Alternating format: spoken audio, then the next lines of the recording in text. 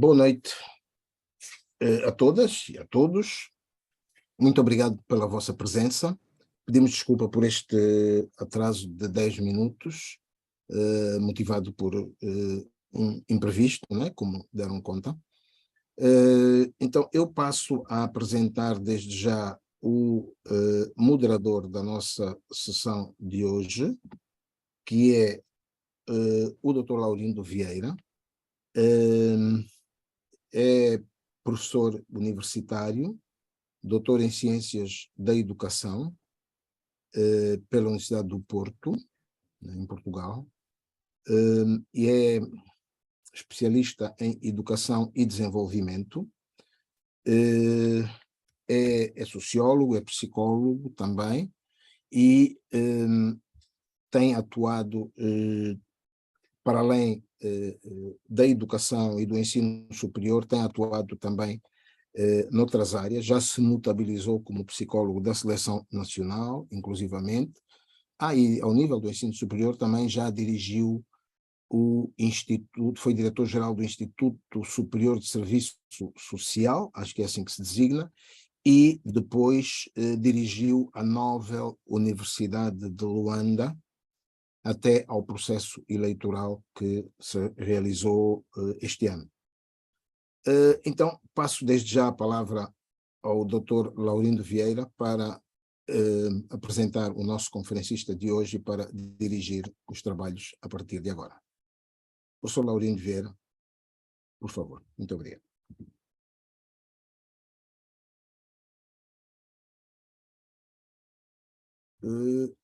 Ok. Ficou sem som. Já pode desligá-lo. Já pode desligar o som. Ok. Boa noite. Tal como foi dito, eu sou o Laurindo Vieira, moderador desta nossa conferência. Muito rapidamente, vamos começar por apresentar o nosso conferencista. Quem é o professor Cláudio Tomás? Primeiro, é necessário referir que em matéria de formação ele é sociólogo. É sociólogo e tem um doutoramento em estudos africanos pelo ISCTE, Lisboa. As suas áreas de interesse científico, principalmente em matéria de investigação, são as questões dos conflitos armados e processos de reconciliação pós-conflito, poder, Estado e religião em África. O doutor Cláudio Tomás é investigador com diversos projetos, quer em Angola, quer no exterior do país, boa parte deles ligados à problemática de África e de Angola. É professor auxiliar na Faculdade de Ciências Sociais da Universidade Agostinho Neto. Vai falar-nos sobre um tema que suscitou muita curiosidade e muita expectativa, aditivamente. Vai falar-nos do Kuduro, estética da escassez. A mim chamou um particular interesse, porque se nós entrarmos muito rapidamente nas questões da qualidade da linguagem, e se nós vermos a questão da correção, da harmonia, da beleza, que são qualidades da linguagem, este tema pode ser avaliado como muito belo. Estética da escassez. Se entrarmos num quadro filosófico, escassez, estética, vamos falar de estética, é uma área da filosofia que procura compreender a natureza da beleza, das coisas, dos fundamentos, da arte. E a escassez não é mais do que insuficiência, carência. Dr. Cláudio Tomás tem toda a palavra para nos falar desta relação entre Kuduro, estética e escassez. Tenha bondade. Palavra sua.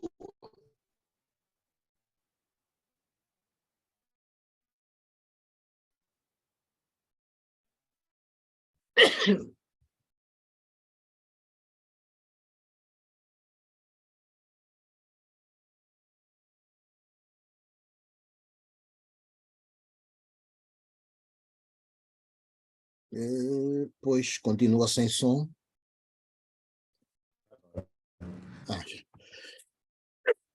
Já está. Não estava a conseguir ativar o som.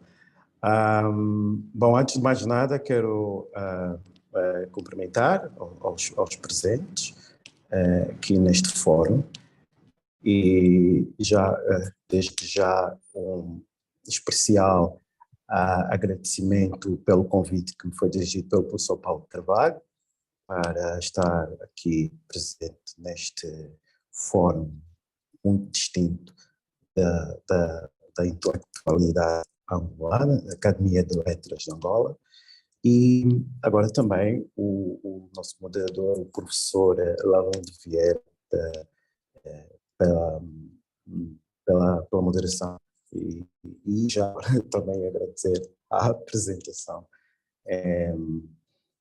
desafiante já agora também, a qual eu agradeço. Começar por dizer que eu, como bem disse, o professor Laurindo Vieira, não trabalho especificamente com questões da área já da SUS, da estética,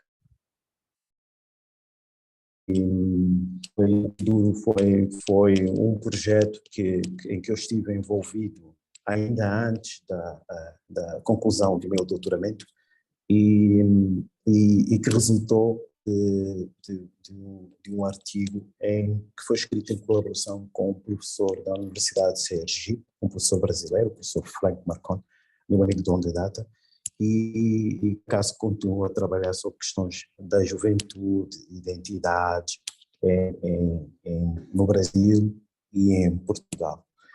Eu fui rebuscar estas notas sobre o Kuduro e cozi umas notas sobre outras muito rapidamente, porque pronto, me foi dirigido o convite do professor que fez questão que eu falasse, e eu compreendo, dado a pertinência e a atualidade do tema, e eu aceitei o desafio, e me agrada muito falar sobre as minhas ideias que eu tenho em relação ao Kuduro. Quero dizer que o que há de comum quando nós começamos a falar de Kuduro é que, invariavelmente, o tema aponta para três questões essenciais. Primeira, a segunda é que fatores conjunturais e estruturais surgir.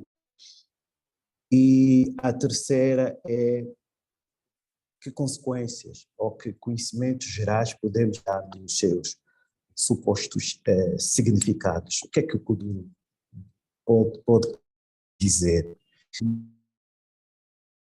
Se quisermos os vícios que de certa maneira a sociedade em geral se deparam, falam quanto é Kuduro. Eu não vou fazer nesta conversa, eu não vou fazer mais nada senão andar por estas três unidades de questões, que para mim, muito basicamente, respectivamente, a originalidade, discussão sobre a originalidade de Kuduro, a conjuntura e a linguagem, para aceitar o desafio do professor Vieira. O último ponto que vou discutir é linguagem e justamente o discurso.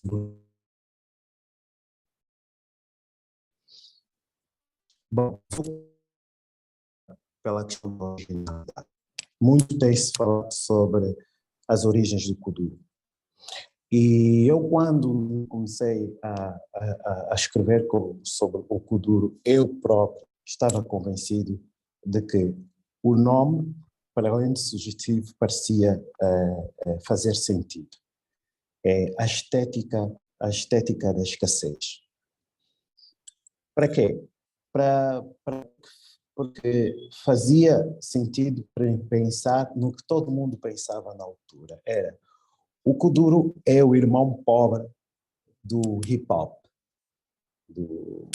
da cultura, do movimento hip-hop norte-americano. Alguns diziam que sim, era o irmão pobre do hip-hop. Mas quando começamos a pôr as lentes para olhar para a origem, exercício de memória, para quem acompanha o fenómeno do Kuduro, vai ver que há assim uma certa linha de continuidade que tem as suas origens naquilo que, em meados da década de 1990, houve um fenómeno, principalmente na cidade de Luanda, que capitalizava assim, a atenção de quase toda a juventude da cidade, que chamavam as paradas, que eram as raves, um termo importado. Portanto, o que eram as raves, o que as paradas? Eram normalmente discotecas, espaços enormes onde a juventude se reunia para ouvir música eletrónica, essencialmente. Também a manifestação, havia, como disse, artes do mundo, e também chegou esta moda, digamos assim, das raves que aconteciam aos domingos, no final das tardes, aconteciam em Luanda. E eram assim impressionantes, atraíam pessoas de várias partes do Luanda e eram enchentes impressionantes e em sítios muito conhecidos, como por exemplo foi uma discoteca na Mutamba, quem conhece, na Mathieu, e depois passaram a acontecer no clube desportivo da Banca, ali a descer a Cidade Alta. E era então que aconteciam durante anos disto, aconteciam as raves. O que é que, nas raves, o que é que se podia reparar é que é essencialmente música eletrónica. E neste espaço que aconteciam várias coisas, a juventude reúne-se para fazer coisas de jovens, mas essencialmente, e também, para além de dançar, era um palco de exibição dos últimos tempos da moda, acessórios de moda também. Eu votei e, portanto, agora conseguiu, e esta parte deixo aqui também sublinhada, eram espaços, estes espaços eram oportunidades para os jovens experienciarem as diferenciações de status impostas pela condição social. Vamos calma a estratificação social e a experienciação da diferenciação social mais para o final da minha apresentação. Mas também o que atraía a juventude para estes espaços era a oportunidade que cada um tinha para a dança original, se fosse possível cunhar o nome da dança, alguns méritos sobre isso e transformar essa dança em tendência. Geravam formas variadas, formas de várias pessoas, ou seja, formas de várias pessoas se distinguirem pela originalidade que propôs as danças. Um outro elemento importante das raves é o DJ. DJ é a pessoa que está lá a pôr as músicas. Importante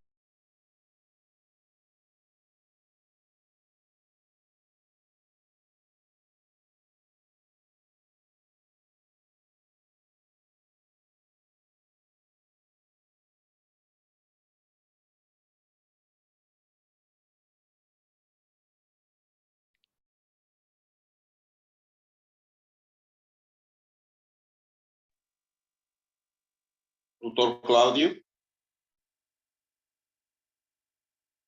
Doutor Paulo, perdemos o som? Acho que não foi só o som. A internet dele caiu mesmo.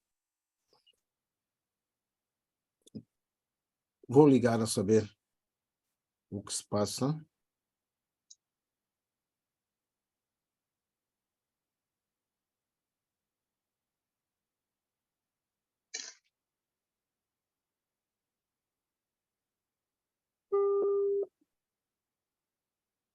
Pedimos desculpa, mas de facto ele está com problemas. E o dia, como está chuvoso... não, já está. Já entrou. Já está. Eu peço imensas desculpas, mas eu acho que vou ter mesmo que desligar o vídeo. O vídeo, sim, porque assim, pronto, pesa. Ok. Então posso continuar? Com certeza. Bom, estava a falar dos elementos que punham estes espaços, os espaços das raves. Estava a falar um dos elementos, o DJ. A música que passava era música maioritariamente eletrónica e de autoria estrangeira. Não haviam tantas faixas musicais para sustentar 6 ou 7 horas de rave de um único estilo de música. Em palco, e distinguiam os DJs uns dos outros em função da sua imaginação e da capacidade de fazer render com poucas músicas, horas de constante êxtase e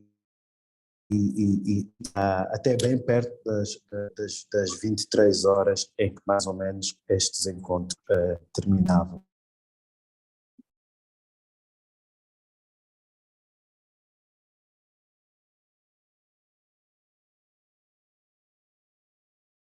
Olha, estamos mesmo mal. Estamos mesmo mal.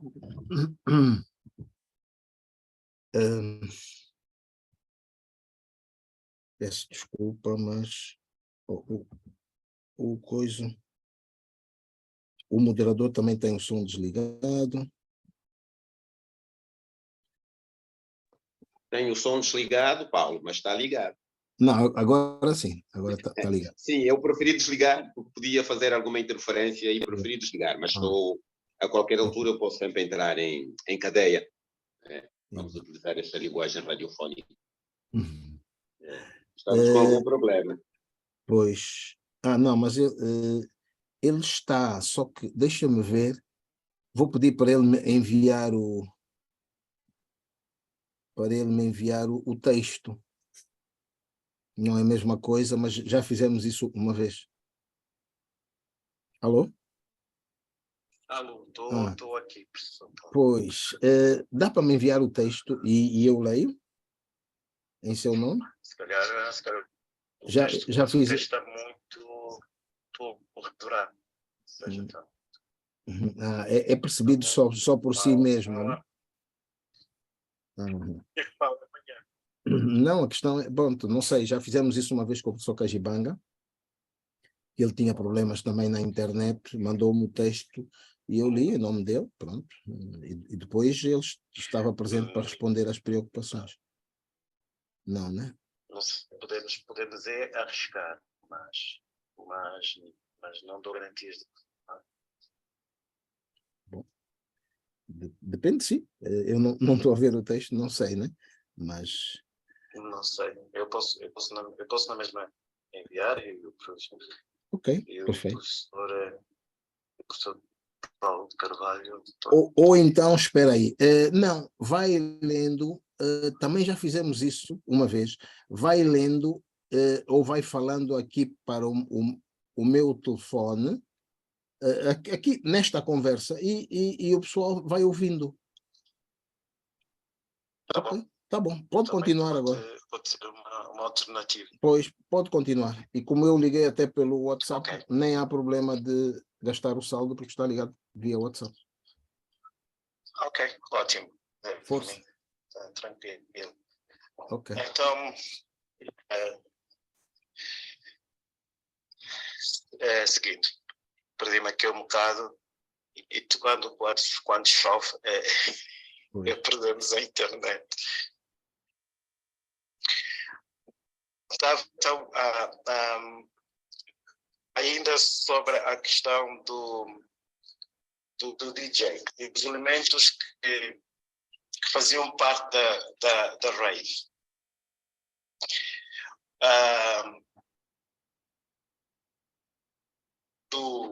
Falei das danças, de quem procurava ficar por um novo estilo de dança que cunhava com o nome original e se distinguia dos demais. Falei do DJ,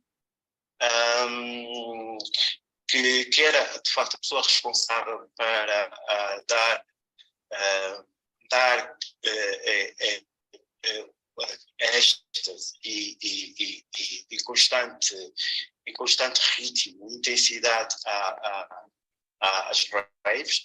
E, por último, mas isto já foi um elemento que apareceu já muito depois, uma fase já muito amadurecida das raves, digamos assim, que é aquilo que cultura hip-hop MC, ou seja, o mestre de cerimónia. Quem é? Alguém que tem a missão em fazer anúncios, em fazer dedicatórias de mandar recados de uns para outros e anunciar o nome dos últimos passos de dança e sugerir como certas músicas deveriam ser dançadas. Um dos mais conhecidos músicos e promotores do cultura, considerado mesmo um dos seus criadores, o Sebem, começou a sua carreira exatamente como mestre de cerimónia em raves. E já vamos ver que não é por coincidência que se tornou-se bem depois para o Até aqui não há nada de original no cruzamento destes elementos em um espaço específico de dança. Visto que em vários fenómenos parecidos por toda a parte do mundo, como o movimento breakdance, por exemplo, da década de 1980, ou do hip-hop, ou, agora mais recentemente, o do funk brasileiro. O que é original e provavelmente o que resulta... o que há de original é o que provavelmente resulta com o fim das raves. É um fenómeno datado, duraram mais ou menos 2 anos para aí, e depois simplesmente só desapareceram. Ou seja, as raves, ou os dancings,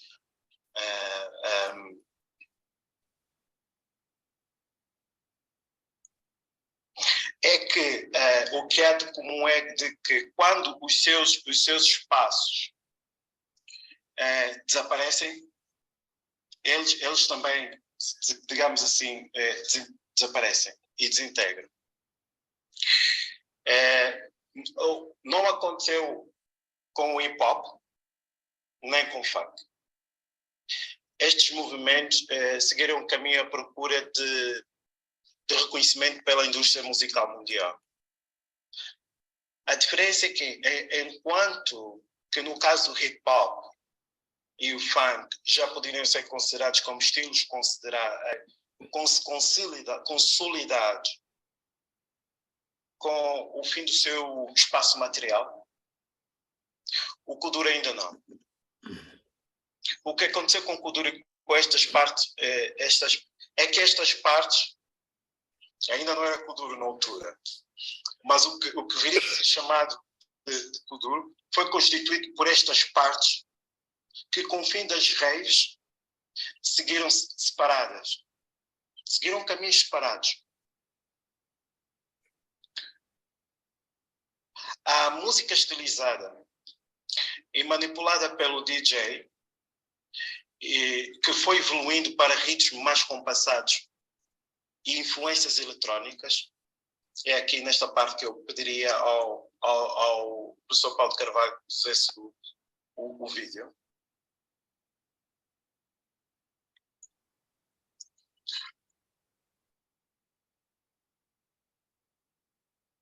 Ok.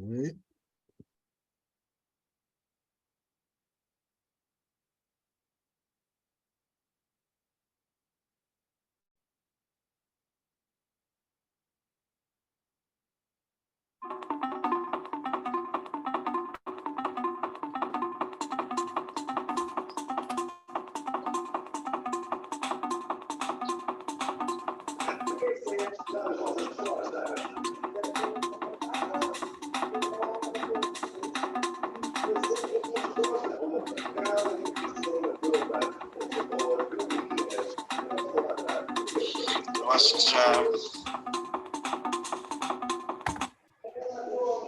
Ok. Pode prosseguir. Este vídeo é só para termos a ideia do que é que vamos falar daqui a nada. Estava a dizer que os elementos que compunham as raves, com o fim de espaço material, eles chegam em caminhos diferentes e independentes. O caso do DJ segue um caminho diferente, tocando em festas e experienciando novas tonalidades de sons. Temos, por exemplo, o caso de um DJ muito conhecido que começou com as raves e que tornou-se um dos maiores DJs de Angola.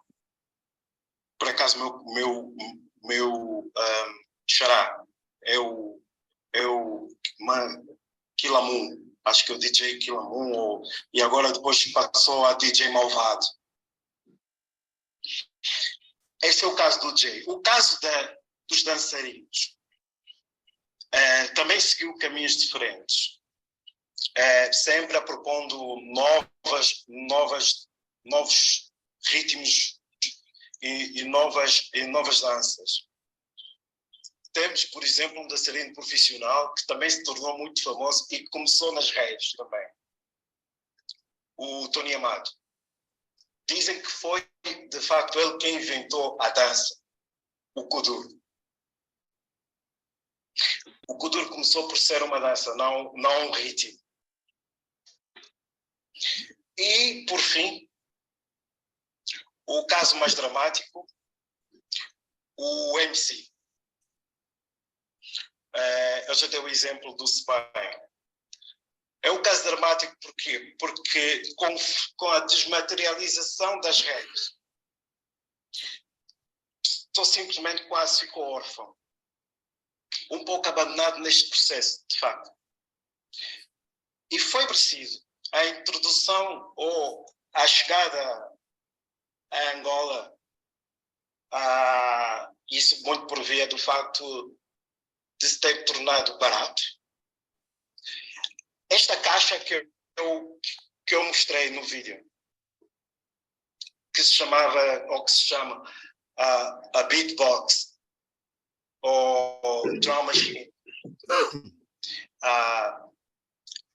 que em português chamaríamos de caixa de batidas. Este elemento é que veio a recompor outra vez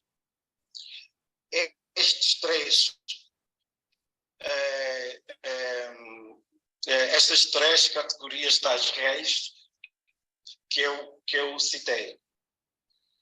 O DJ, o dançarino e o MC.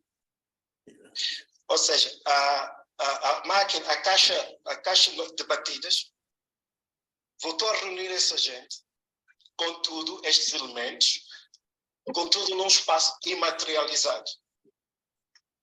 Não precisavam das raves, não precisavam das discotecas, só precisavam de estarem à volta daquela máquina e produziam,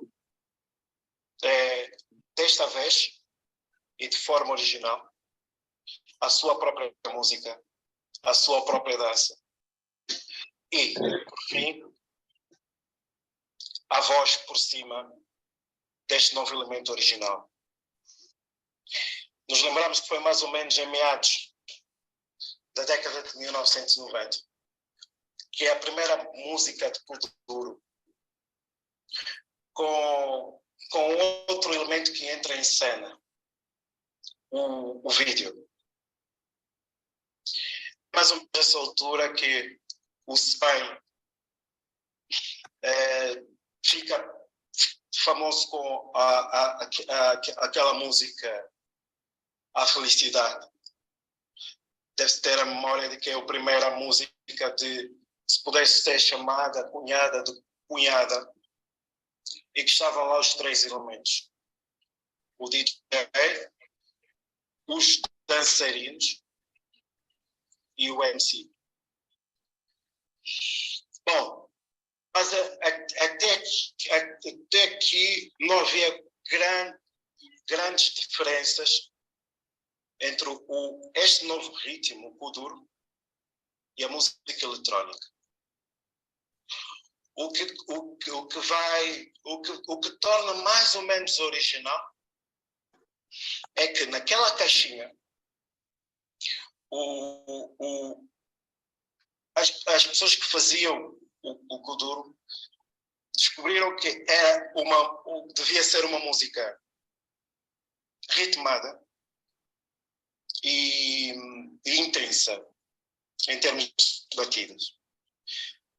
Isso era possível e agora vou falar em termos mais técnicos. Isso foi possível encontrar uma sequência original que começava a partir dos 180 BPM, ou seja, beats per minute, batidas por minutos.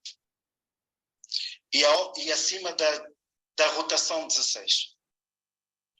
E isto é a base do Kuduro. 180 batidas por minuto e a rotação é no número 16. É por isso que nós, se virmos Kuduro durante uma hora, nós ficamos com dor de cabeça. É porque é o ritmo e esta sequência de ritmo que às vezes cansa o ouvido. Para termos uma noção da diferença entre o Kuduro e o hip hop, por exemplo, o padrão do hip hop é tocado entre 85 e 95 BPMs. Portanto, não se pode dizer que o Kuduro é inspirado pelo hip hop. É aqui um elemento original que de facto começa a criar uma própria identidade pop e está a acontecer naquela caixinha que é a taxa de batidas. Bom, isto foi para responder à questão da originalidade do Kuduro. Para mim tem muito mais características próximas da música eletrónica e é muito mais, tem muito maiores relações com os raves do que qualquer outra coisa. Também há pessoas que dizem que o Kuduro foi buscar a sua originalidade a ritmos angolanos como o Quilapanga ou ou caso oculta, eu acho que é muito improvável.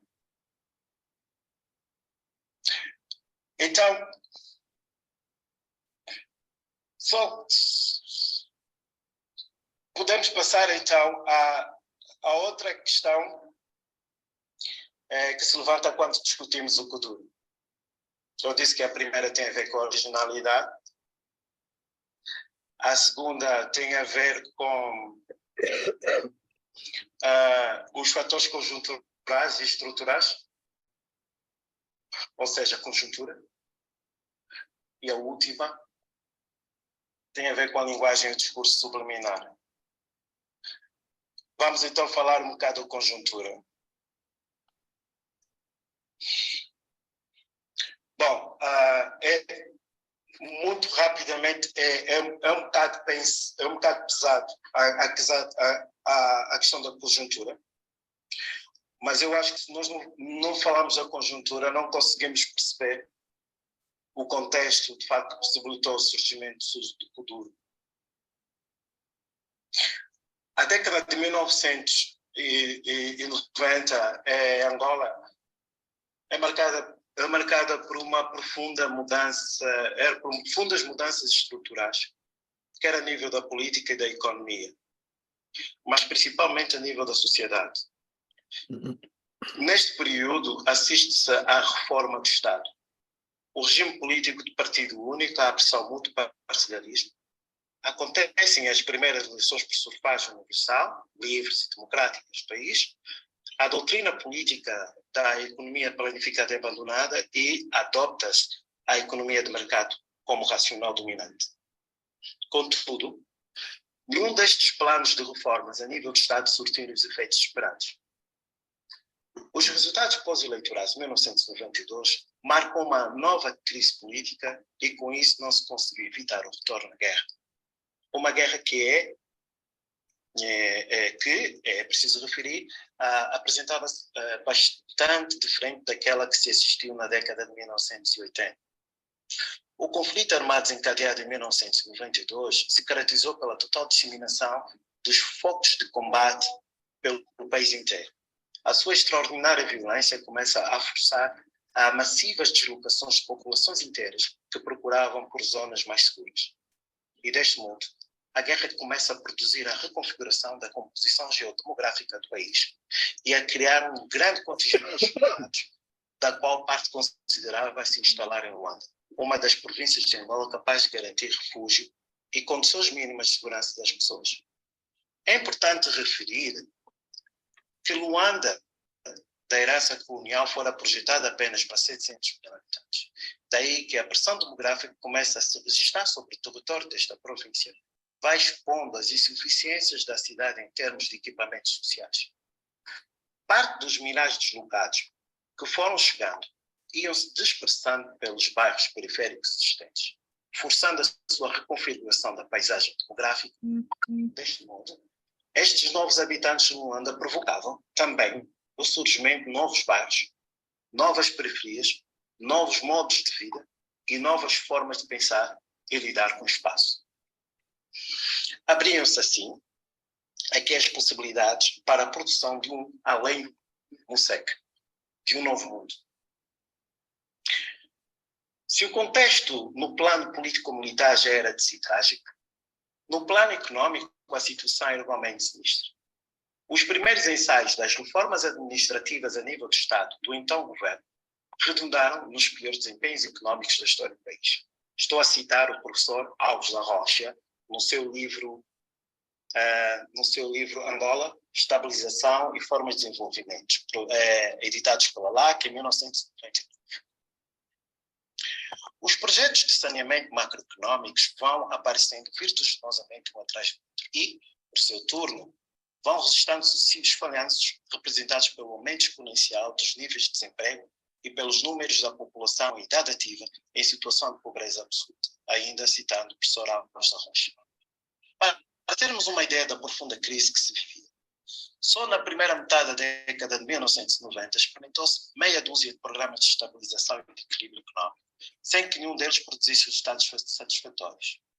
Uma das muitas razões apontadas como explicação para estes desaires no plano da economia era de que a despesa do Estado com o custo da guerra pressionava sobremaneira as finanças públicas.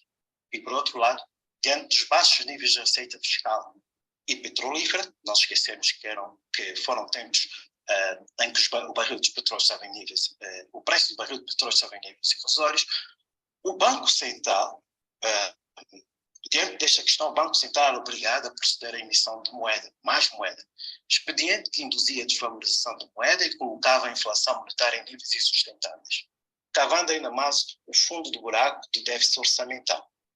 Entre 1992 e 1995, o déficit público cresceu de 13,3% para 28,8% do produto interno bruto. A carestia e a escassez de produtos se acentuava-se à medida que a moeda, o quase, se depreciava a um ritmo acelerado face ao dólar norte-americano, usado como referência do valor cambial. Em 1996, o índice de inflação situava-se acima de 10% e o índice de preço no consumidor em 84,1%. Só para termos uma ideia, eu vou dar o exemplo do IPC, publicado pelo Instituto Nacional de Estatística no ano passado, e que dava conta de que, no ano passado, o IPC situou-se mais ou menos no mês de outubro em 10,1%. Voltando ao passado, aos anos de 1992, era 81%, só para termos a noção do índice de preço e da inflação.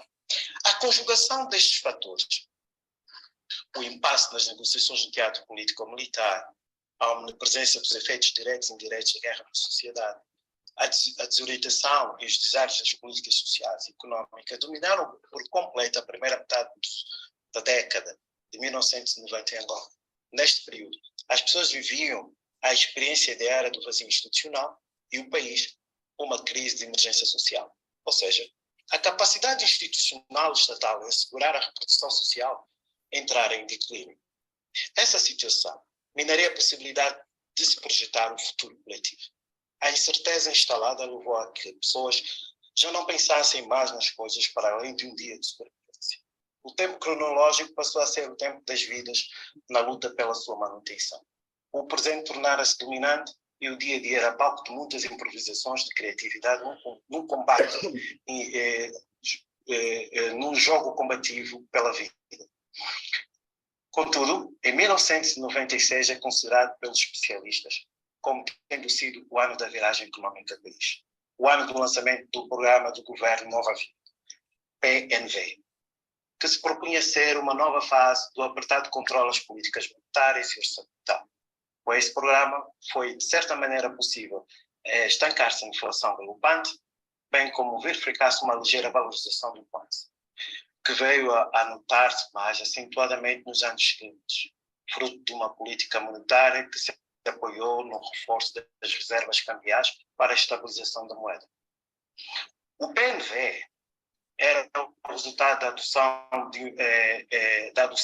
em pleno da doutrina económica neoliberal, preceituário proposto pelas instituições que, de alguns anos, prestavam a assistência e assessoravam o governo angolano na implementação de políticas que visavam a estabilização da economia do país.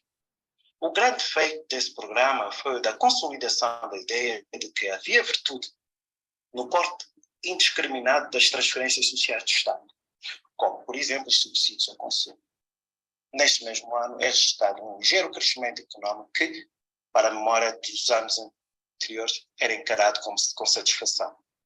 Contudo, é a partir daqui que o rumo da economia angolana começa o seu deslocamento da sociedade.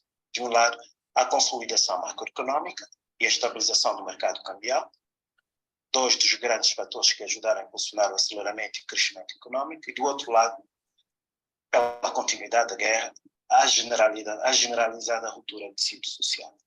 Num clima de crise social, de pobreza absoluta quase generalizada, é fácil instalar a abundância e o consumo como ideais. Essa situação pode induzir as pessoas a uma mistura ambígua de possibilidades de impotência, de desejo e desespero. Na verdade, como diz Hannah Arendt, a filósofa alemã, a abundância e a miséria são apenas duas faces da mesma moeda. na forma como se relacionam e se alimentam, criando essa relação que poderíamos designar como a fábrica dos desejos. É mais ou menos por essa altura que se pode estar o que aquilo que o filósofo Camarães Achille Mbembe designa rituais de ostentação. E aqui voltamos mais uma vez às raves. As raves eram, então, o espaço para determinadas pessoas pertencentes a determinados setores da sociedade exibirem, de facto, e fazerem a exibição dos seus rituais de ostentação. Começaram a surgir nesta altura grupos sociais que mimetizavam os grandes significados do consumo global. A fábrica de desejos é também uma fábrica de necessidades. Essa manufatura diária da necessidade induzida pela captação dos fluxos das trocas globais produz profundas transformações culturais e estéticas na sociedade. Voltando a Achille Mbembe, faz uma reflexão interessante quando diz que nos contextos em que a carência e a escassez prevalecem como a apropriação de bens desejados. Perdi-me aqui um bocado. Ou seja, em ambientes em que a carência e a escassez são dominantes, motivam ou ajudam a produzir uma espécie de reino do fantasmático. Pode ser entendido como a negação da realidade. Em contexto de carência e escassez, a realidade apresenta-se como uma dura prisão da qual se pode escapar pela imaginação. E neste contexto, como ainda refere a Achille Mbembe, os poderes da imaginação são estimulados, intensificados pela própria inacessibilidade dos objetos de desejo. Daí eu chamar ao Kuduro a estética da escassez. Mas é a estética da escassez no sentido em que não quer ser da negação da realidade, de uma imposição de uma condição que os próprios produtores se recusam a viver. São precisamente estes dois mundos que se encontram e confluem nas raves. E aqui volto então aos jovens frequentadores das raves para falar daquele aspecto das experiências das diferenciações de status impostas pela condição social. É preciso dizer que a desmaterialização espacial das raves de que falei anteriormente não resultou no seu desaparecimento total, mas apenas na sua desintegração e posterior recomposição disseminadas em vários lugares e sítios dos bairros periféricos de Luanda, não raras vezes em locais frequentados por pessoas marginalizadas, como, por exemplo, a Casa da Manju, no Rangel. Bom, então agora chego à última parte da minha apresentação, que isto tem que ver com o discurso, a linguagem e o discurso subliminar. Não sei se ainda tenho tempo de pedir ao senhor moderador, ao professor Laurindo Vieira e ao professor Paulo de Carvalho, não sei, um sinal sobre a nossa situação. Força, avance. Pronto, eu posso... pode prosseguir mais uns minutos, pronto, e depois ficamos com 15 ou 20 minutos para a coisa.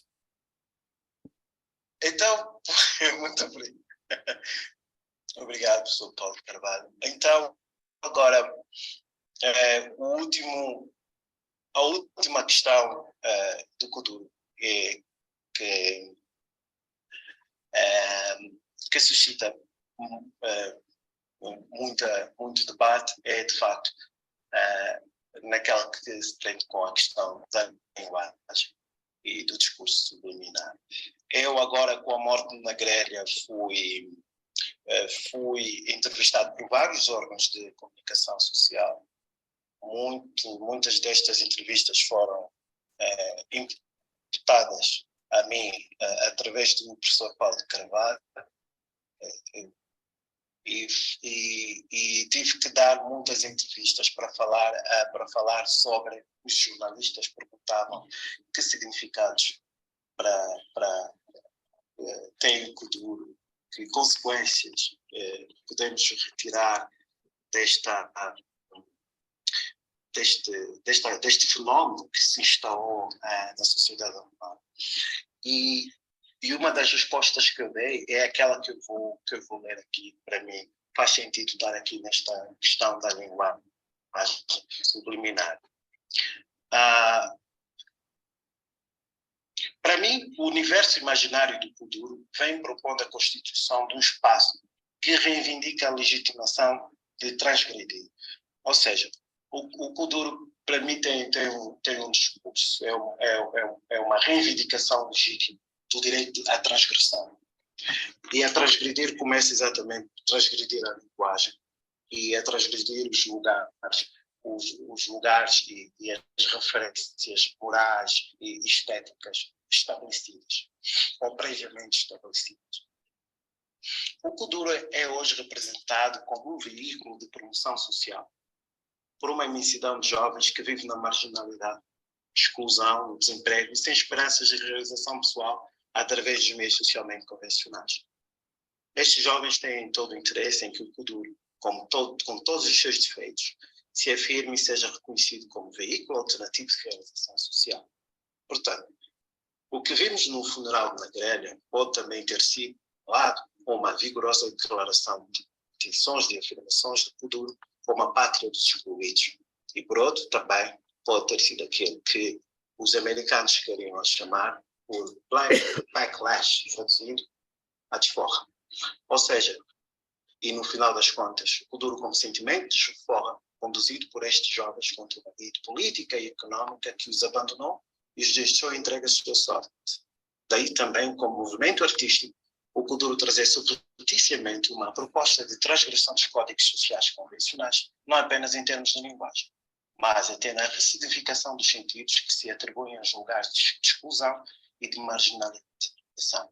E aqui é que nos poderá também dizer alguma coisa sobre a sinalização da existência cada vez mais notória do drama atual do país, a separação entre a elite e as massas. E fico por aqui. Muito obrigado e peço mil desculpas por esses problemas técnicos que eu tive aqui. Obrigado, professor Aurindo Vieira. Obrigado, professor Paulo Vasco. E estou disponível a responder as questões.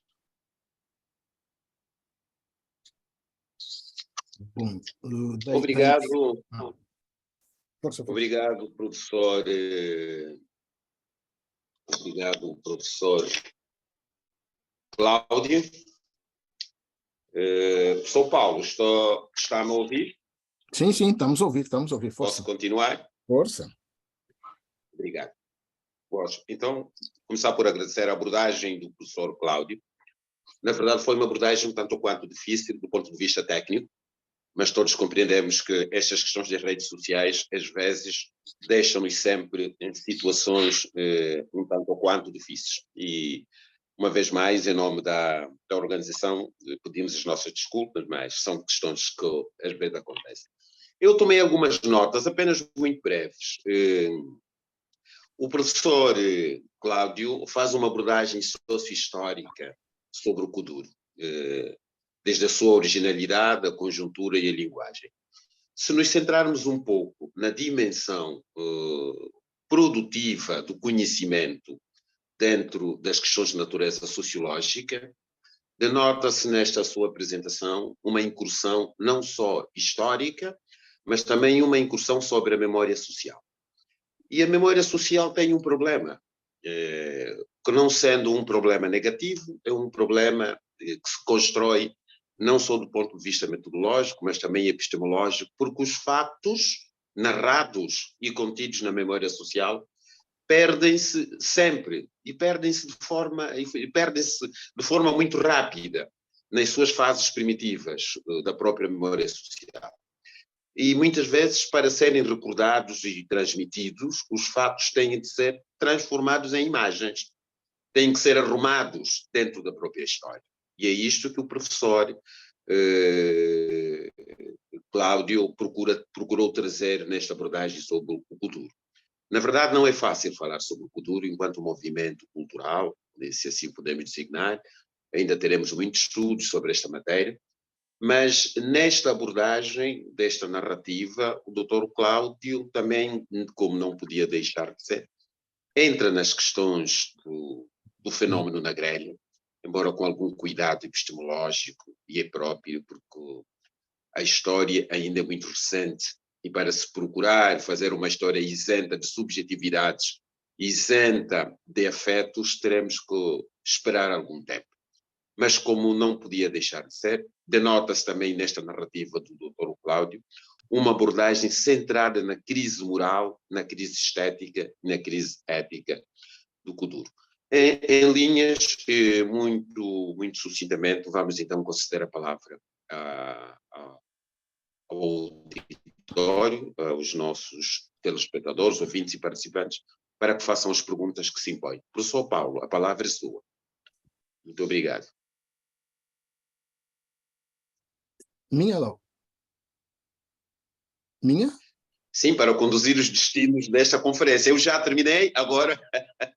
Não, agora pronto, concedo a palavra ao doutor, concedo a palavra aos nossos participantes. Né? Pois, exato. Mas sempre com o beneplácito e ajuda do PC, o meu caro amigo Paulo Carvalho. Sim, sim. Já há um inscrito, Adérito Manuel. Posso abrir o som?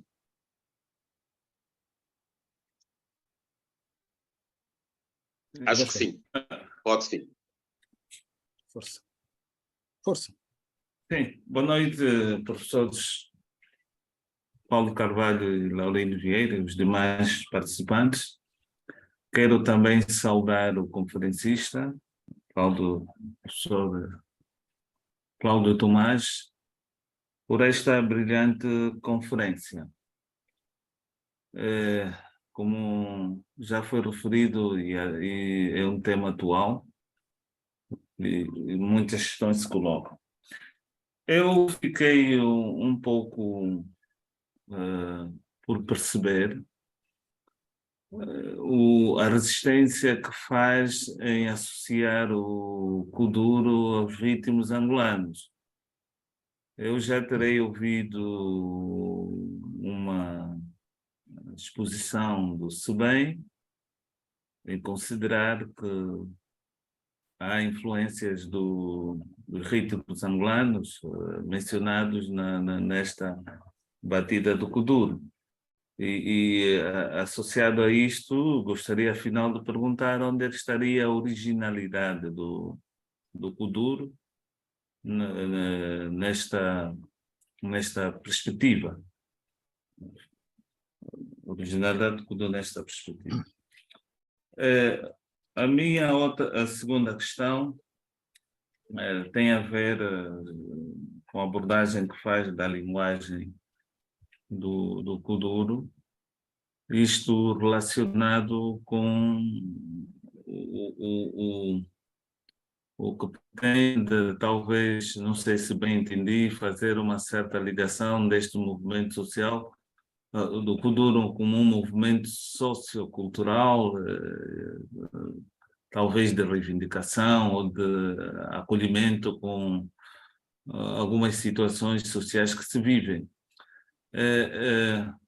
Nós temos, por outro lado, o rap, né? A música rap, que me parece que neste aspecto, rap angolano, ou feito por angolanos, não sei, que isto, pelo menos em termos de linguagem, parece mais explícita do que o Kuduro, não? Ou talvez, não sei, a minha ignorância também não acompanho tudo, mas em determinados espaços políticos, ou em determinada fase é mais visível em relação ao rap, algumas figuras como o MCK, Brigadeiro 10 Pacotes e outros, são mais associados a essas questões do que propriamente os poderes. Então, talvez fosse importante aprofundar também esta questão desse ponto de vista. Portanto, são essas minhas questões. Desde já quero agradecer a oportunidade que me foi dada. Obrigado.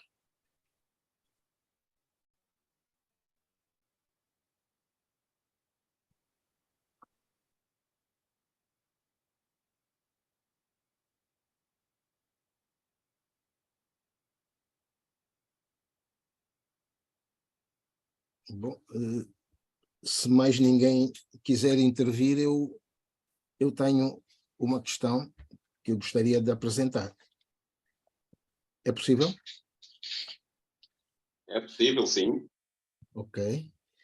Bom, eu ouvi atentamente a palestra do Dr. Cláudio Tomás.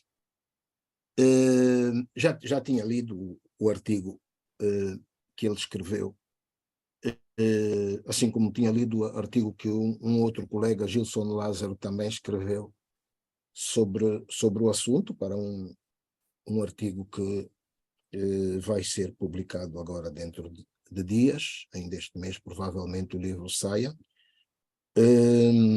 Aproveito para anunciar, é um livro da Academia Angolana de Letras, o nosso primeiro livro vai ser sobre as línguas de Angola, que traz alguma informação nova sobre essa questão, alguma informação inclusive demográfica nova, do censo populacional, portanto, que não estava disponível até aqui.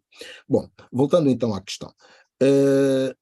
O que se passa, ou melhor, faria como pergunta, não será que o Kuduro, mais que um movimento cultural, será um movimento social reivindicativo? A questão da música, não será que a música surge como a manifestação, vamos dizer, entre aspas, cultural, que estava mais à mão, aquilo que as pessoas podiam fazer como forma de reivindicação? Claro que esta questão foi abordada, mas eu, portanto, tenho como dúvida, não é, quando se apresenta o Kuduro como um movimento cultural, portanto, não sei se será bem isso. E já agora aproveito para pedir um comentário a respeito da dimensão deste movimento. Posso revelar que eu fiz entrevistas a jovens delinquentes. O livro, pronto, eu não cheguei ainda a concluí-lo. Perdão. Não cheguei ainda a concluí-lo, portanto, não foi publicado ainda. Há de ser, com certeza. Mas e jovens criminosos que integravam gangues naquela altura, e claro que já foi publicado um artigo, mas há uma série de outros elementos que o livro há de encerrar, assim espero. E uma ou duas entrevistas, pessoas ligadas aos Lambas. Os Lambas, de onde saiu Na Grelha, eram um grupo de criminosos, né? Começaram por ser delinquentes e depois passaram a criminosos, que utilizavam as raves para fazer assaltos. Isso dito por eles próprios, né? Não é invenção minha, não é? Bom, mas obviamente que Na Grelha conseguiu, emergindo daí, conseguiu depois superar-se, vamos dizer entre aspas também, e levar consigo para fora da marginalidade, portanto, no que a criminalidade diz respeito, não é? Não tanto no que ao tráfico ou no que ao consumo de drogas diz respeito, né? Mas mais à criminalidade, portanto, conseguiu retirar da marginalidade um bom número de jovens também, não é? Portanto, isto é mais um comentário, mas relacionado com a dimensão, com a morte do Na Grelha. Quem tinha dúvidas e quem achava que o Kuduro era um movimento acabado, verificou que não. Aliás, não sei até que ponto as débeis condições de vida e as deficientes, demasiado deficientes políticas públicas poderão estar na origem disso, não é? Desse fenómeno. Ok, eram estes comentários que eu queria fazer.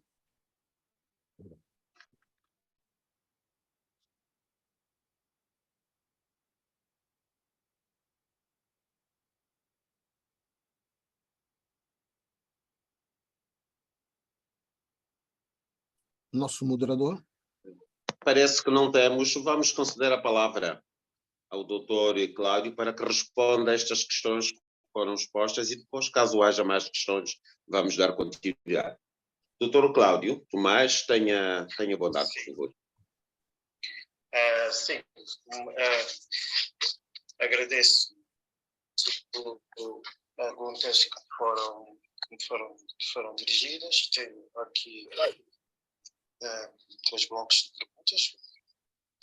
Não cheguei a perceber o nome do Adérito. da primeira pergunta. Adérito Manuel. Adérito Manuel. Ok. Adérito Manuel. Mas eu começava aqui pelos. Não sei se foi uma pergunta, se calhar uma provocação feita pelo professor Laurindo Vieira.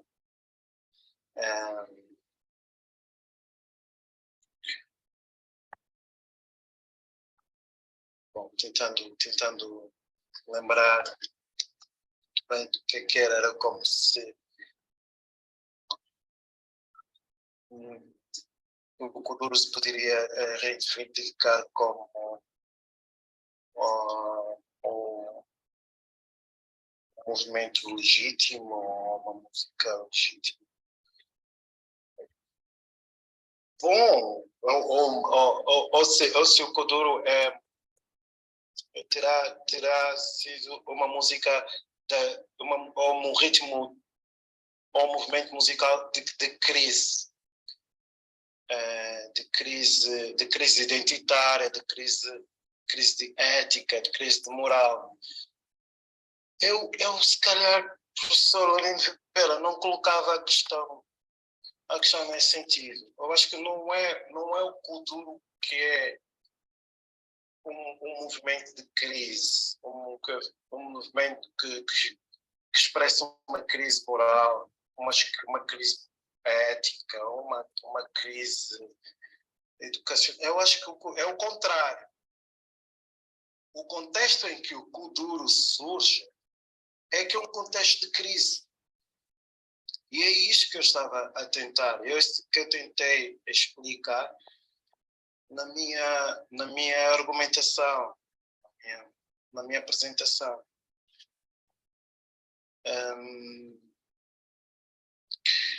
Portanto, daí a fazer todo sentido nós falarmos do contexto. E, de facto, o resultado, o que expressa o Kuduro é o contexto de onde sai, de onde ele é produzido, socialmente e economicamente. E a relação entre ser a estética da escassez tem muito relação com isso. A escassez contextual. O que é possível fazer num contexto como aquele, de crises, de múltiplas crises?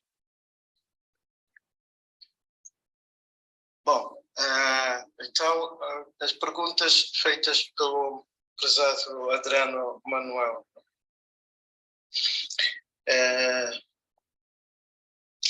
Para perguntar de facto se não vai buscar aos ritmos nacionais, se o Kuduro não vai buscar os ritmos nacionais, onde deixar a originalidade do Kuduro? Bom, eu não quero discutir a originalidade nestes termos. discutir a originalidade de um fenómeno estético, musical, artístico, só se tiver relações com outros fenómenos estéticos, musicais e artísticos nacionais. Não tem que haver relações de consanguinidade ou paternidade para ser de facto original, para ser angolano. E são coisas que só se colocam com o Kuduro. As pessoas dizem, se calhar não é cultura angolana. Porque as pessoas vão buscar o que é cultural. Há uma série de relações. Há uma série de outros fenómenos considerados angolanos. Aqui, não sei, mas eu não sei se, para a questão do cultura, a questão da originalidade, nestes termos, se tivesse colocar assim, desta maneira. A relação da linguagem e a mensagem. Sim, o hip-hop, o rap, feito por angolanos, é muito mais cuidado na mensagem, cuidadoso na mensagem, tem capacidade de chegar a mais pessoas, e é mais interventivo neste sentido, de que nós conseguimos perceber as mensagens. Bom, é isso que eu disse, o Kuduro e os fazedores do Kuduro.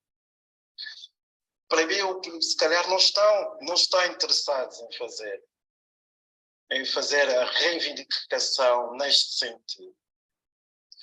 E estão muito mais, e eu acho que a questão fulcral do Kuduro é de facto esta reivindicação pela liberdade de transgredir.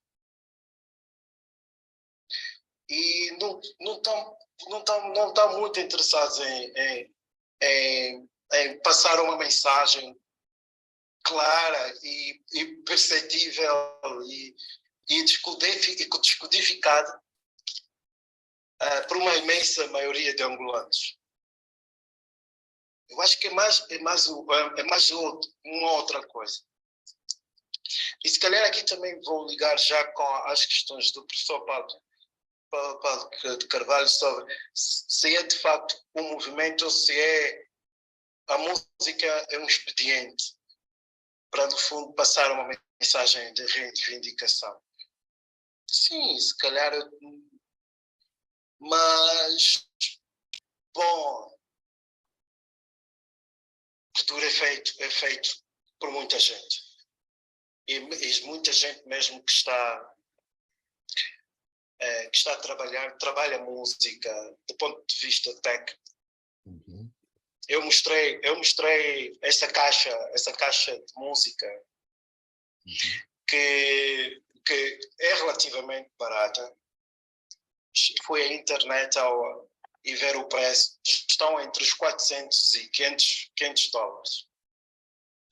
E há muitos produtores que compram estas caixas. Hoje em dia já não é usada. Deixem-me dizer que hoje em dia já existem softwares, programas de computadores e que fazem todas as batidas. E é por isso que hoje, com a introdução destes novos programas, já é possível nós sentirmos no Kuduro o cruzamento com ritmos nacionais. No início, com a caixa de batidas, não era possível. Hoje, nós vemos que o Kuduro está, e vemos isso com a Noite e Dia, por exemplo, vai visitar ritmos do Congo Democrático, o Kwassa-Kwassa e etc. Ou vemos também outros músicos a cruzarem o Kuduro com ritmos que hoje chamam-se, por exemplo, Afrobeat, o Afro House, que são ritmos que se formos ver ali aquela caixa, estão muito abaixo da velocidade de batidas que era usada no início, quando o Kuduro começou. Ou seja, como ritmo e como música, o Kuduro depende do que a tecnologia dá. Porque está a acontecer nestes programas de música. E é o que estes programas de música permitem que ele faça. Mas não sei, há muita gente no mundo que faz música assim, a partir desta caixa. Portanto, eu acho que se calhar também é música. Para uma parte deles é música. E depois há aquela confusão de saber se o Kuduro é dança ou é música. Não sei como é que nunca se chega muito bem ao se é mais dança, se é música, se é uma música ou se é mais dança. Mas estes dois elementos estão aí e há muita gente que trabalha esteticamente e é profissional da criação do ritmo e da música. Em relação aos lambas e ao crime. Sim, voltamos mais uma vez às raves. As raves havia de tudo, como eu disse. Havia os músicos, os MCs, havia os que iam mostrar os grifes, havia os que iam fazer as paqueras.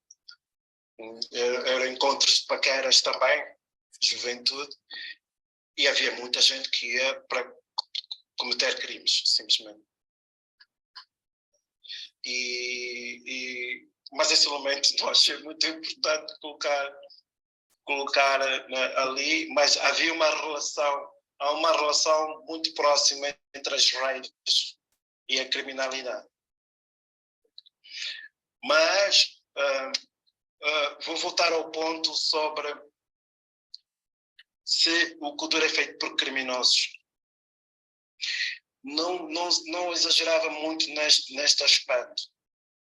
Eu diria que o Kuduro é feito por pessoas marginalizadas e coincidem também estarem muito próximas do crime. Se formos a certos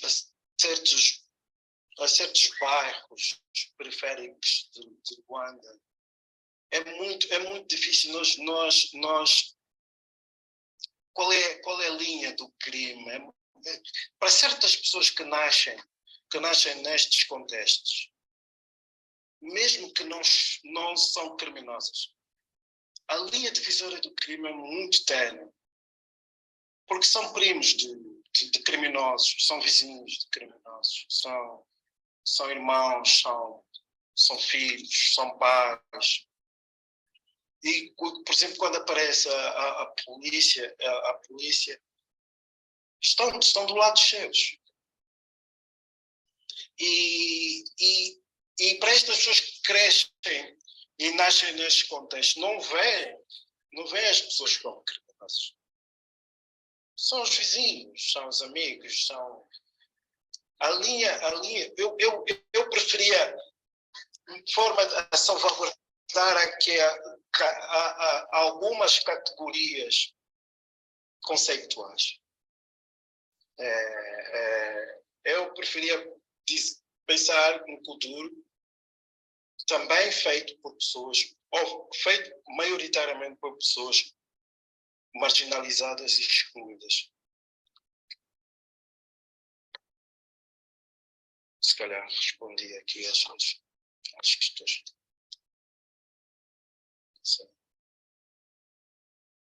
Sim. Eu voltava a passar aqui a palavra para o professor Oliveira e Paulo do Trabalho. O coiso tem o som desligado outra vez. Há dois pedidos de intervenção, então vamos já passar a palavra ao Dr. Gilson Lázaro e depois à doutora Adelina Alberto. Temos que ser um bocado mais rápidos porque já estamos em cima da hora. Ok, muito obrigado pela palavra. Antes de mais, agradecer o convite do professor Paulo para essa sessão e também parabenizar o interveniente, meu colega, amigo Cláudio Tomás. Ora, eu tenho um breve comentário e de seguida uma questão a formular. O comentário é o seguinte, parece que, bom, em parte da intervenção do Cláudio, quando respondi a uma das questões, bom, a impressão que tenho, né, até por ter escrito e pesquisado um pouco sobre isso, que é o hip-hop, eu tenho a impressão que o Kuduro, em relação ao rap, o Kuduro é muito mais abrangente, né? Eu fico com essa impressão porque me parece que ele é muito mais acessível em termos de se tivermos que considerar os vários estratos sociais angolanos. É só imaginarmos que volta e meia as músicas do Kuduro estão na boca das crianças, né? Daí que eu tenho a impressão que seja muito mais acessível que o rap. Esse é o comentário. De seguida, passo à questão. Eu queria, pronto, acho que já não temos muito mais tempo, mas era mais em termos de provocação, procurar saber do Cláudio, quer dizer, da sua apreciação, Cláudio, o que é que mais mobiliza quando falamos do Kuduro, né?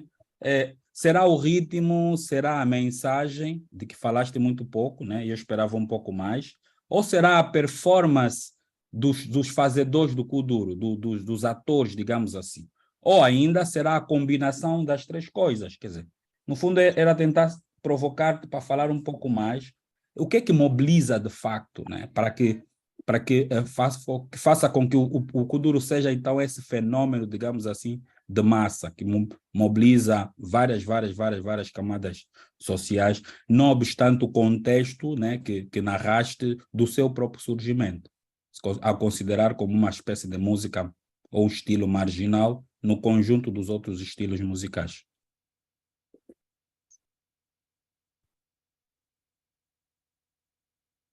E talvez só uma dica rápida, alertar o moderador, que nós temos uma pergunta no chat, que foi uma das primeiras perguntas e não foi respondida. Eu tenho cuidado de estar a observar, mas também pode ter passado despercebido. Mas se puder repetir a pergunta, agradecia.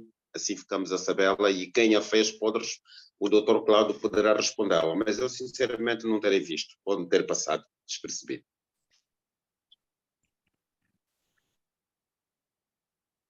Pois não é minha, mas creio que é da participante Branca Clara das Neves. Está aqui no chat. A pessoa, se tiver, não consigo agora. Uma pergunta. Tá bom, eu vou tentar identificar, entretanto, sugiro que passemos a palavra à doutora Adelina Alberto. Ok? Faz favor, doutor. Muito obrigada. Boa noite a todos na sala. Vou ser muito breve, porque o tempo já hoje mesmo. Primeiro, que parabenizar o Dr. Cláudio pela sua explanação, falar sobre o Kuduro. Falar do Kuduro é falar sobre... Hoje em dia, falar do Kuduro é falar da cultura angolana. Antes nós falávamos que era o Semba era a nossa cultura. Mas hoje em dia se diz que a nossa cultura é o Kuduro. O Semba, eu acho que as pessoas hoje em dia viram-se mais a gostar do Kuduro, porque o Semba ontem era muito considerado que é a melhor dança, a nossa cultura, mas era aquele Semba em que você vai a uma festa, eras obrigado a dançar perto com alguém que você não conhece. E era naquele tempo em que o costureiro ainda era religioso. E hoje em dia o costureiro já virou praticamente a pessoa que não vai à igreja, que não tem piedade para cozer as roupas. Então você ia na festa, era obrigado a estar colado peito a peito com alguém que não conhece. Mas hoje em dia tu vais a uma festa, não precisa dançar com alguém que você não conhece. Mesmo até que tu vais com seu marido, não quer dançar, está a dar um Kuduro e você dança. Então eu vejo que o Kuduro, quer dizer, que tomou uma dimensão em que já todos nós, mesmo não gostando, você acaba por gostar do Kuduro. Só ouvir, não ligando de facto o que diz, não é? A letra diz, mas aquele som, os beats, como chamam os beats, a pessoa às vezes está no carro sozinha, está mexendo a cabeça. Direto ou indiretamente, acabamos por gostar do Kuduro. E também falar sobre o Kuduro. O Dr. Cláudio só falou do Kuduro masculino, não falo do kuduro feminino. Hoje em dia já temos muitas meninas a dançarem o kuduro. Quase em todas as festas, encontra lá 5, 6 meninas numa noite, artistas a tocarem o kuduro. Não sei o que é que se passa, não sei como é que o Dr. Cláudio podia explicar sobre isso, porque falou de todos os artistas, falou do Sebem, falou do Bruno M, falou de todos, mas menos as meninas. Já temos um bom número de meninas a dançarem o kuduro. Era só essa a minha participação. Muito obrigado pela palavra, Dr. Paulo. Muito obrigado, doutora. Então, eu vou passar a ler a pergunta apresentada pela doutora Branca Clara das Neves, que pede desculpa por não poder apresentar a questão diretamente por estar com problemas na garganta. Muito obrigado por esta partilha dos seus saberes, que está a dirigir-se ao Dr. Cláudio Tomás. Gostaria muito de saber como o Dr. Tomás vê o papel das senhoras, cá está, que estão apresentadas agora também pela doutora Adelina Alberto, como o Dr. Tomás vê o papel das senhoras enquanto objeto das letras do kuduro e também como passaram a criadoras, como foi o caso da kudurista própria Lixa, que teve um fim tão dramático. Então, com a autorização do moderador, passamos a palavra ao Dr. Cláudio Tomás para encerrarmos a conferência. E com o rigor do tempo, por favor, Dr. Cláudio, que estamos mesmo já acima da hora. Ok, muito obrigado por este novo bloco de questões. Agradeço a todos ao colega e amigo Gilson Lázaro, a professora doutora e vice de Cara, colega também, a Adelina Alberto e, por último, a doutora Branca Clara das Neves. Bom, a questão diretamente para a questão do Gilson.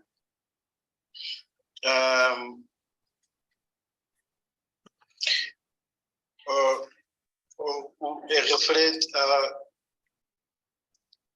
se bem me lembra, o contexto bom, agora eu apontei aqui a resposta, mas não apontei exatamente a pergunta. Gilson, não sei se te importas, sou muito rápido. Fiquei aqui preso na resposta e esqueci, e escapou-me a pergunta. Se me permite, o moderador, rapidamente. Eu procuro saber, Cláudio, o que é que mais mobiliza? O ritmo, okay, a mensagem ou a performance dos atores, fase 2 de kuduro? Isso. Estava a ver a tua pergunta e estava a pensar na resposta. Que é engraçada, por acaso. O kuduro, o que é que mobiliza? É cada coisa consoante o contexto. Se você está numa festa, o kuduro é uma coisa. Está num táxi, vulgo candongueiro, o kuduro é outra coisa.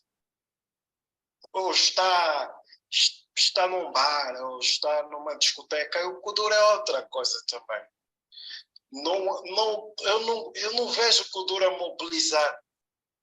Sim, é o conjunto dessas duas coisas, ainda que diga coisas diferentes mediante o contexto. Eu já andei muito de táxi.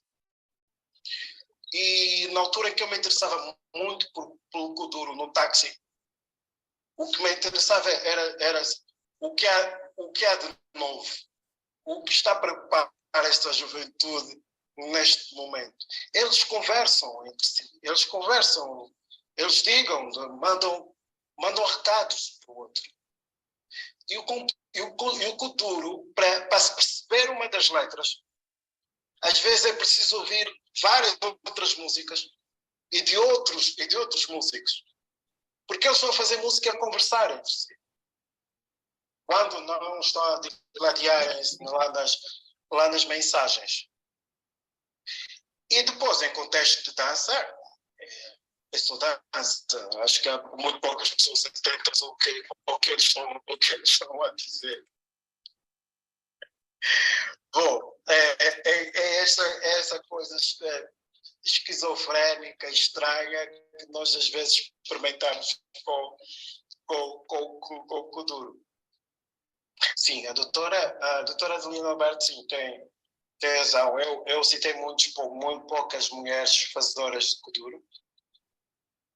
Existem muitas mulheres, mas eu, quando estava a falar lá no princípio, quando citei aqueles nomes, estava a falar de nomes que estavam envolvidos com o início do Kuduro, de pessoas que estavam ligadas ao início naqueles elementos, o DJ, o dançarino e o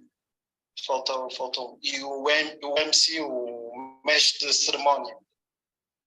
Foi só aqui que eu citei aqueles nomes. Mas eu me lembro de ter falado da noite e dia, agora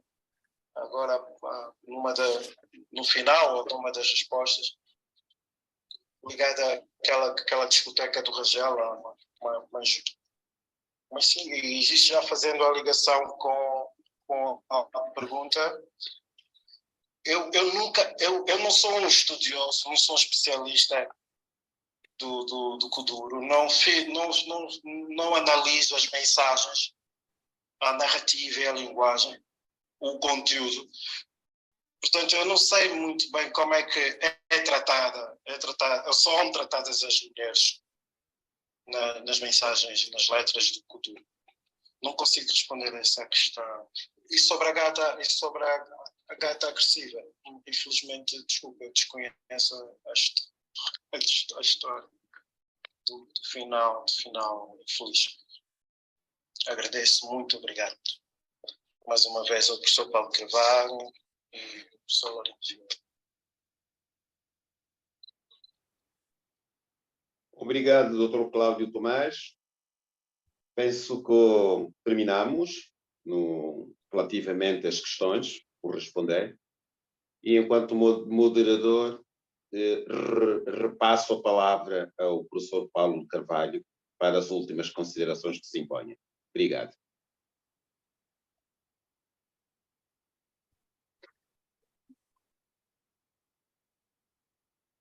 Muito obrigado. Vamos agradecer, então, a presença e a disponibilidade perdão, do nosso conferencista Cláudio Tomás e do nosso moderador Laurindo Vieira. Muito obrigado também a cada uma e a cada um dos presentes pela presença e pela participação em mais uma conversa da Academia à quinta-feira. Desta vez trouxemos um tema atual, o Kuduro. Não era o que estava programado, mas tivemos que fazer uma substituição e aproveitamos, porque o que tínhamos programado era talvez para fevereiro a intervenção, fevereiro ou março, a intervenção dos doutores Cláudio Tomás e Gilson Lázaro, na mesma quinzena, mas pronto, assim alteramos. Bom, e então resta-me apenas anunciar o tema da próxima conversa da Academia à quinta-feira. Vamos ter conosco, na próxima quinzena, vamos tratar a literatura. Vamos trazer 2 jovens escritores. Vamos começar com o Hélder Simbad, que nos vai falar de continuidades e rupturas na história da literatura angolana. Teremos como conferencista o escritor consagrado já, Conceição Cristóvão.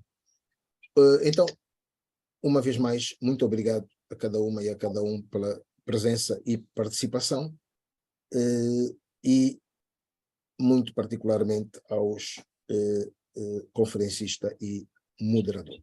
Obrigadíssimo, até à próxima quinta-feira. Obrigado.